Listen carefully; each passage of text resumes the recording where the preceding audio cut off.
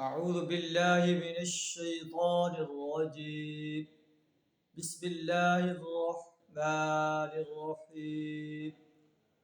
وهو الذي أنشأ لكم السمع والأبصار والأفئدة قليلا ما تشكرون.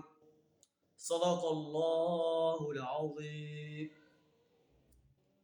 وَهُوَ الَّذِي أَنشَأَ لَكُمُ السَّمْعَ وَالْأَبْصَارَ، اللہ وہ ہستی ہے جس نے تمہیں سننے اور دیکھنے کی قوتیں عطا فرمائیں، وَالْأَفْئِدَةَ اور سوچنے کو دل عطا فرمائے، قَلِيلًا مَا تَشْكُرُونَ مگر تم لوگ کم ہی شکر گزار بنتے ہو، اللہ کی نعمتوں کا شکر ادا نہیں کرتے، اپنے کانوں کو، آنکھوں کو، دل کو ہدایت کے تلاش کرنے کے لیے استعمال نہیں کرتے، بلکہ انہیں گمراہی کو اپنانے کے لیے استعمال کرتے ہو۔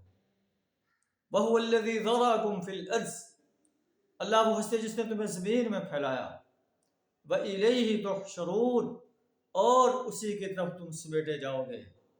آخر کار تم نے دنیا سے رخصت ہونا ہے اور اللہ کی عدالت میں حاضر ہونا ہے۔ اللہ تمہیں اپنی عدالت میں اکیلے اکیلے کھڑا کر کے پوچھے گا کہ تم نے اپنی جوانی کہاں صرف کی، فرصت کے لمحات کہاں صرف کیے، صحت کے لمحات کہاں صرف کیے، مال کہاں سے کمایا، کہاں خرچ کیا۔ تمہاری زندگی کا مقصد امر بالمعروف اور نہی عن المنکر تھا، اپنے اس مقصد کو، اپنے اس ذمہ داری کو کس حد تک پورا کیا۔